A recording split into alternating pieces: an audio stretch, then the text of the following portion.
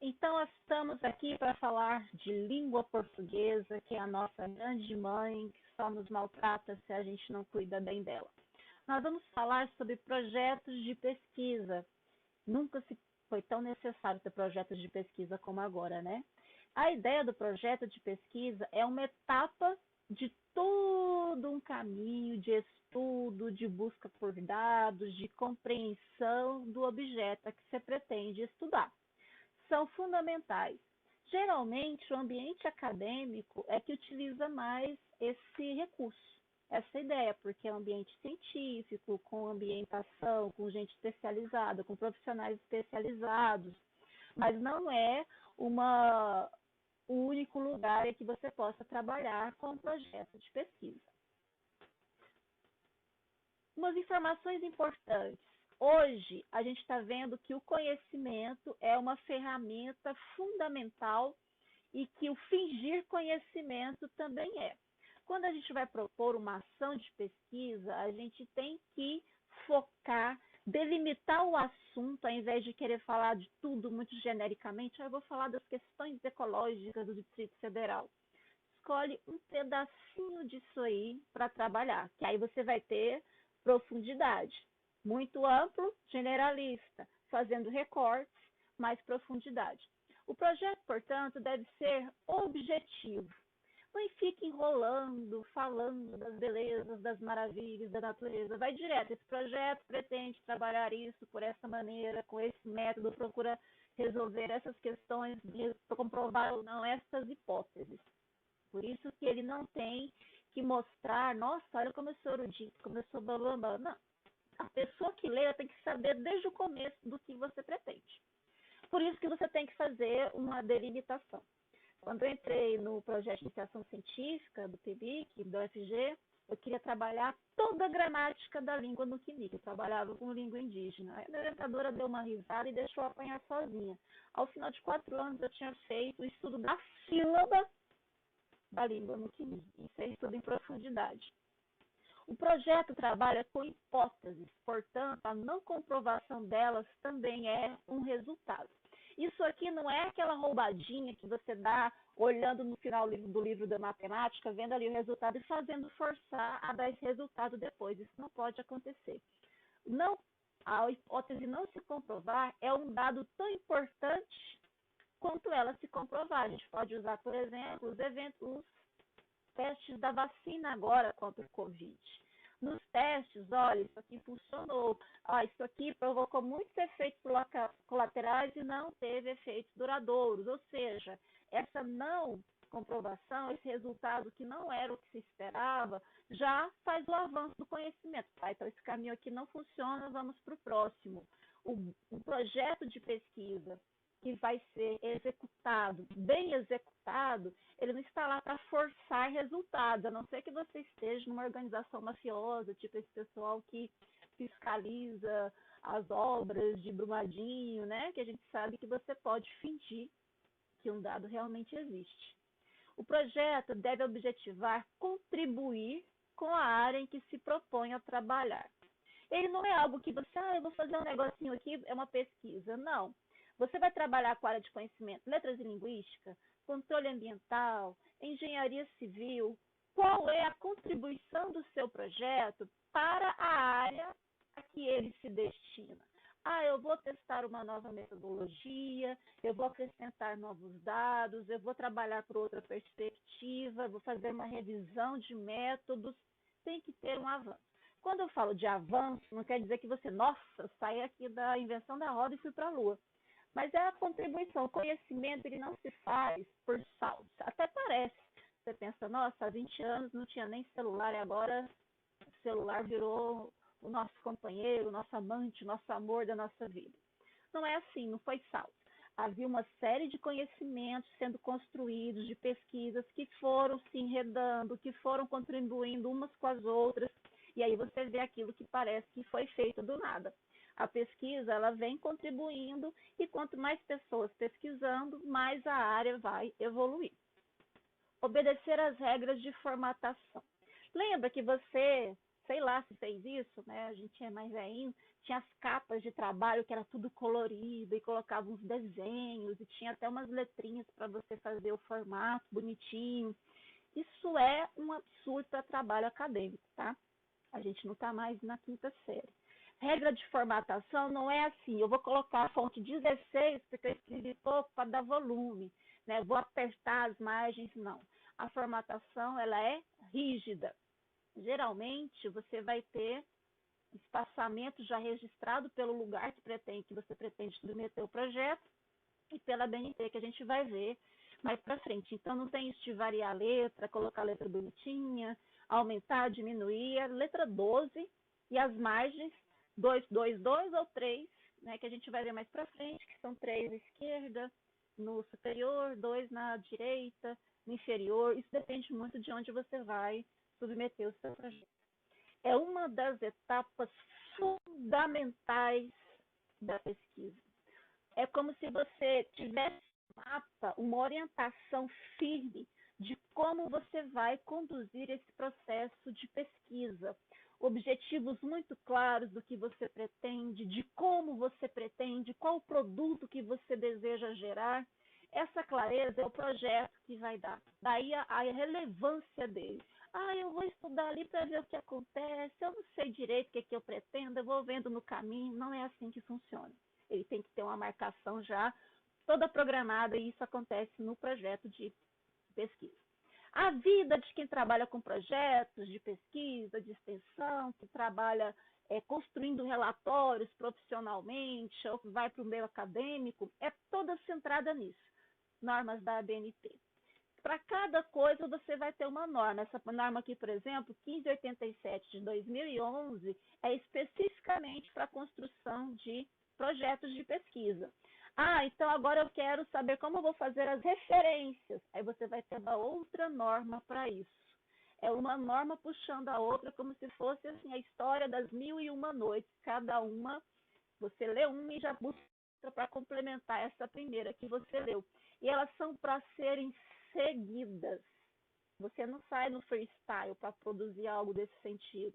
A NBR está aí, você segue as normas. Isso já na própria estruturação, na construção do seu projeto, você já demonstra a seriedade, o conhecimento de como funcionam todas essas etapas. Então, essa aqui é que a gente vai trabalhar hoje, mas não se preocupa não, que elas vão aparecer constantemente na sua vida, igual pop-up de propaganda. A importância das normas técnicas. Uma questão fundamental da ciência é que você tem que poder oferecer um resultado, o processo que te levou a esse resultado e que a pessoa possa replicar e chegar no mesmo resultado. Isso é muito forte nas ciências exatas, nas biológicas, nas humanas, você valida o processo, mas não necessariamente você vai atingir os mesmos resultados. Mas o método está lá para validar o caminho que você fez e como você chegou àquele resultado. É extremamente importante. Quem trabalha com laboratório, então, tem que seguir as regras. Se você não seguir um elemento, você já pode invalidar todo um processo de pesquisa. Se você não trabalhou com o método de coleta que está determinado, se você não fez o protocolo todo de uma determinada situação, isso invalida o seu projeto. Por isso que elas têm que ser constantemente observadas. É a coisa mais chata do mundo. É chata, mas é necessária. É igual você estabelecer uma linguagem gráfica que todos possam entender. Um processo que eu vou ler e falar, eu vou repetir isso aqui e vou conseguir chegar no resultado de novo. A gente fala muito de projeto, e projeto pode ser de pesquisa, de extensão, de intervenção. O projeto de extensão, por exemplo, eu sou professora também de dança do ventre. Aí eu propus um projeto para a comunidade, aberto a todas as mulheres da comunidade, para fazerem aula de dança do ventre. E a meta era desenvolvimento corporal, da questão de autoestima, do posicionamento da mulher em seu corpo, eram os objetivos do projeto. Mas era uma fase, um momento de execução de ideias. Eu envolvi comunidade, tem a obrigatoriedade de envolver a comunidade, é pragmática e devolutiva. Ele implica uma ação necessariamente que extrapole o ambiente do laboratório, o ambiente daquela biblioteca onde você estuda. Por exemplo, se eu quisesse fazer um projeto de pesquisa, aí eu colocaria uma fundamentação teórica com o objetivo de geração de dados. Tantos por cento obtiveram melhora em problemas de articulação, tantas mulheres tiveram as vidas afetadas e resolveram voltar a estudar. Aí, quando eu começo a levantar estatísticas, ver os porquês, como funciona e onde vou aplicar, aí eu estou direcionando para a pesquisa. Por exemplo, sou professora de língua portuguesa, então eu vou estudar como o discurso de hoje opera nas redes sociais na ilusão de uma verdade. Então, projeto de pesquisa. Eu vou trabalhar para os meus pares. Né? Quem é da minha área é o trabalho que eles vão ter legibilidade e vão entender. Agora, se eu quiser fazer um projeto de extensão, aí eu monto um curso de formação de professores ou um mini curso de redação técnica. Isso são projetos que a extensão vai contemplar. Agora, a pesquisa, esses dados devem ser comprováveis e replicáveis. Você fez isso? Sim. Qual o seu método? Porque eu tenho que seguir o seu método e ver se eu chego no mesmo resultado que você.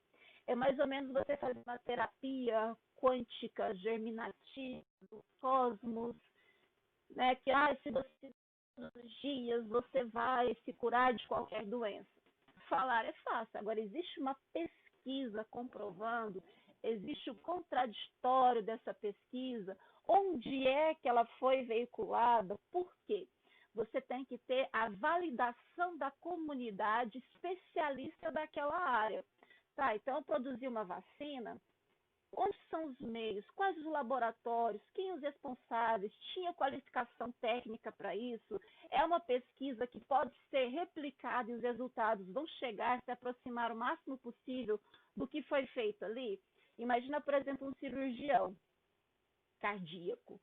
Eu vou abrir aqui hoje, mas eu vou para lá de cá também, que vai dar certo. Aí tem uma técnica nova de fazer uma veia funcionar, aí ele vai pegar aquela técnica lá, vai testar, funcionou. É por isso que a gente tem que ter sempre um caminho de clareza em relação à geração de dados provenientes de pesquisa. O rigor teórico maior, o que é isso? Não tem nada de achismo. Gente, o grande problema de aprender é que você tem que se obrigar a estudar e nem sempre vai ser um parque de diversões tipo gatinhos no Instagram. Rigor teórico é estudar profundamente o que já foi feito a respeito por profissionais e publicações especializadas, aquele site de autoajuda do Instagram, da internet, um blog, isso não é projeto científico, não tem teoria aí. Buscar a comunidade, buscar teorias que trabalhem de forma diferente o mesmo objeto de estudo, o mesmo elemento que você queira. É um projeto de intertextualidade. De novo, a questão da linguagem.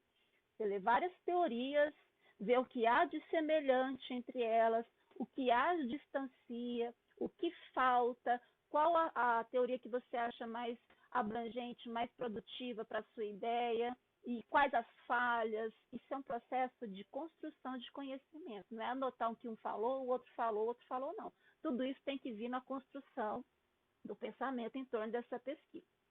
Propor e avaliar hipóteses. A hipótese, como eu já disse, ela é um primeiro norte.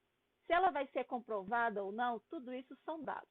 Quando eu fui escrever o meu livro Santas Quebradas, a minha hipótese é de que as mulheres que sofriam violência doméstica eram mulheres com pouca escolaridade, com baixa renda, em lugares sem muito acesso à informação, eram as minhas hipóteses iniciais.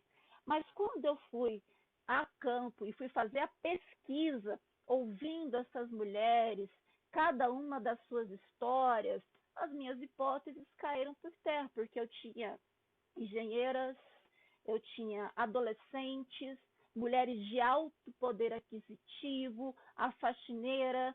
O que aconteceu? As minhas hipóteses caíram, os resultados vieram. Na verdade, a violência doméstica está em qualquer lugar, em qualquer nível de escolaridade, em qualquer faixa etária. São os resultados da minha pesquisa. Fiz uma análise do discurso entre elas, verifiquei padrões, que pesquisar é encontrar padrões, e daí construí o objeto, o produto da minha pesquisa, que foi esse livro. Então, a gente propõe, que é para dar um norte. E aí, no caminho, vamos vendo se essas hipóteses elas realmente funcionam ou se nós encontramos informações novas pelo caminho. As partes fundamentais do projeto. Sim, um texto bem escrito já te dá um cartão de visitas para isso. Texto, gente, escrita, ela é fundamental em qualquer área do conhecimento, qualquer área. Né? Eu estou aqui me sentindo a poderosa das áreas, porque realmente todo mundo acaba desembocando na linguagem. Introdução, justificativa, objetivos, referencial teórico, metodologia, cronograma, recursos. Nossa, um sonho ter recursos para pesquisa. Referência. A gente tem outros elementos aqui, lista de ilustrações, mas isso é uma ampliação maior. Como eu acho que a norma está aí, já coloquei até um número para vocês, a contribuição, a leitura está lá. O que eu vou contribuir é no que a escrita pode não deixar muito clara lá na norma, como funciona cada um, mas ficar repetido que já está lá escrito que é uma norma, que eu não vou criar em cima, vocês não precisam disso. Introdução, apresentação geral do tema. Tema, descrição e importância da área de pesquisa que se insere. Curta, hipóteses. Já recebi projetos em época de avaliação para bolsas de pesquisa, agências de fomento à pesquisa. O projeto era um livro, 20 páginas. A não ser que você esteja trabalhando com genoma, com uma equipe inteira. Imagina um relatório de pesquisa, por exemplo, um projeto de pesquisa envolvendo vários grupos hoje, por exemplo, procurando a vacina. Realmente ele vai ter o escopo vai ter um peso muito maior. Mas um projeto individual, uma pessoa estava fazendo, não precisa disso. A introdução é, vou falar sobre isso, né, que funciona dessa e dessa maneira, pertence à área tal de conhecimento, a estudo dos solos, a linguística e psicanálise. E o que você espera com esse projeto? Ela é curtinha, não tem que dar muita volta. É só para a pessoa já pegar o projeto, ler e falar, ah, tá, vai falar sobre isso, é nessa direção que a pessoa quer ir. Justificativa. Esse é o lugar do marketing do projeto. É quando você vende a sua ideia dizendo, olha, esse projeto traz uma contribuição, ele é importante para ser feito. Por exemplo, de novo, quando eu trabalho com pesquisa, eu trabalho com violência doméstica, né? Violência contra a mulher. Aí eu proponho e falo, olha, isso pode apresentar um produto de um curso de orientação, conscientização da população, atividades educacionais que ajudem na luta contra a violência de gênero. Eu tenho que mostrar, olha, esse projeto é importante. Quando você submete um projeto, por exemplo, para uma agência de fomento, isso é uma das questões que eles mais olham, porque vão colocar dinheiro, né? O que vai ser produzido? Por que ele é importante? Eu não vou patrocinar um projeto que quer estudar a dança das abelhas dentro da minha quadra. Isso não vai acontecer. Objetivos.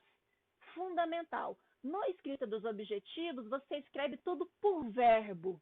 Mapear as grandes diferenças urbanas entre acesso à escolaridade ou não, identificar as questões de raça, as intersecções entre gênero e raça na questão do feminicídio, comprovar que tais comportamentos ou que tais processos levam a resultados dessa maneira, avaliar uma metodologia, talvez ela não esteja tão bem, avaliar se ela se aplica à maioria dos casos.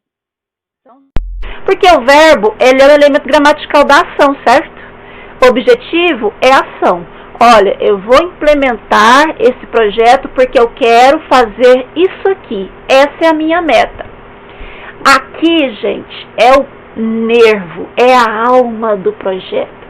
Como você vai atingir os seus objetivos? Qual é o seu processo?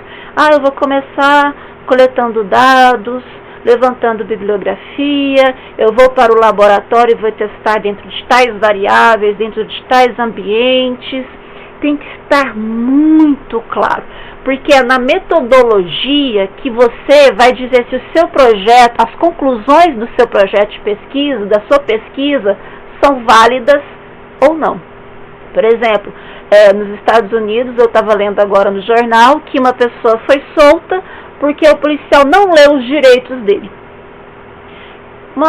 Como eles falam, uma tecnicalidade, né?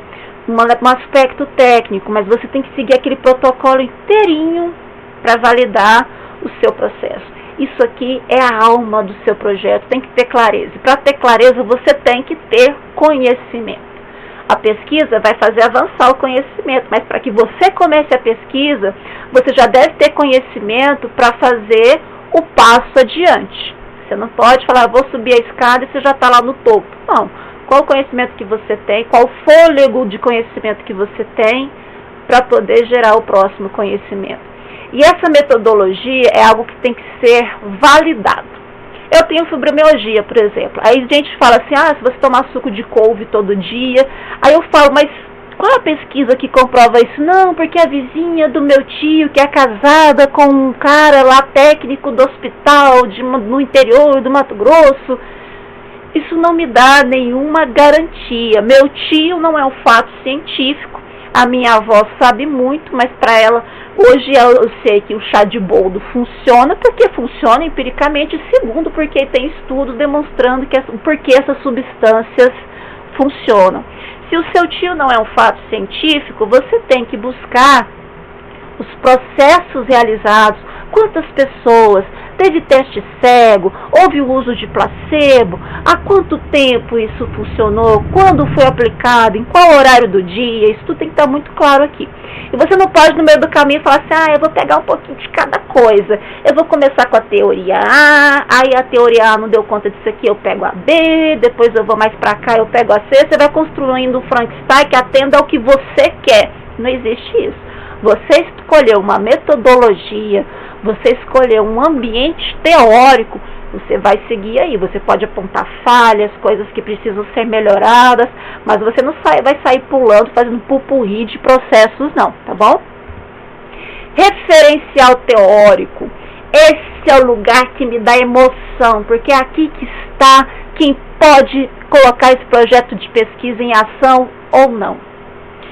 Você já estudou? Eu li um livro a respeito. Um livro não é referencial teórico sozinho. Eu já li vários autores. Eu li só esse autor aqui, mas já tá bom. Tipo um certo cara que fala aí, Ribeiro, né? Que finge que é médico e fala dos processos muito legais.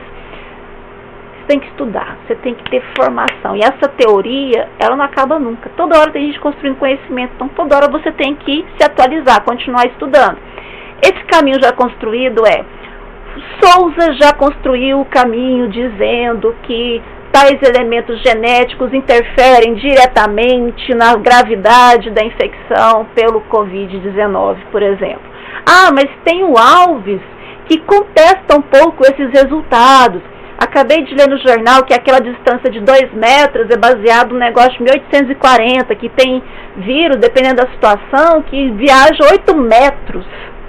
Não é? Então, as pessoas estão construindo conhecimento. Conhecimento não é um bloco de pedra, ele é dinâmico. Talvez por isso que as pessoas tenham muito medo da ciência quando ela está a serviço da ação e do caráter humano, né? De quem produz, de quem aplica. Mas é porque não existe essa coisa dogmática de que fechei isso e não vai ter evolução. Sempre vai ter evolução.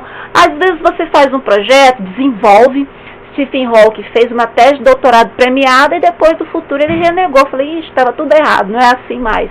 A ciência tem essa dinamicidade porque ela está sempre tendo que se comprovar e sempre com novas variáveis surgindo. O mundo não termina numa variável só. Ele é feito de infinitas. Nossa vida humana não dá conta de abarcar todas essas variáveis. E sempre diga como foi. Mas por exemplo, eu desenvolvi um remédio, eu tenho patente.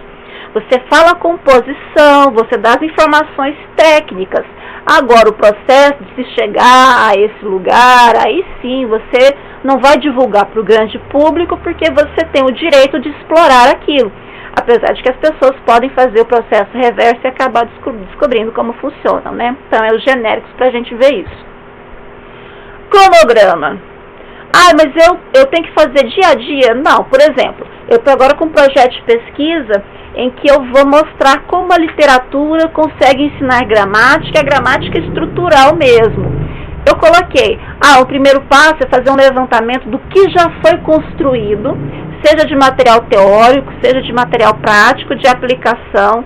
Mas o referencial teórico, por exemplo, eu coloquei 1 ano para levantar, mas eu posso ter outras etapas acontecendo, levantamento de dados, gravação, testes literários, reuniões para ver as opiniões das pessoas que querem aprender. Uma etapa pode vir junto com a outra se elas não precisarem de uma sequência. Não, essa aqui só pode vir depois dessa. Mas se elas puderem atuar concomitante, não tem problema. E aí você tem... O projeto, ele é um organismo só. Se seu objetivo não combina com a metodologia, ele já não presta. Se o seu cronograma não é compatível com os métodos e objetivos, também já não presta. Todo ele tem que funcionar numa unidade só.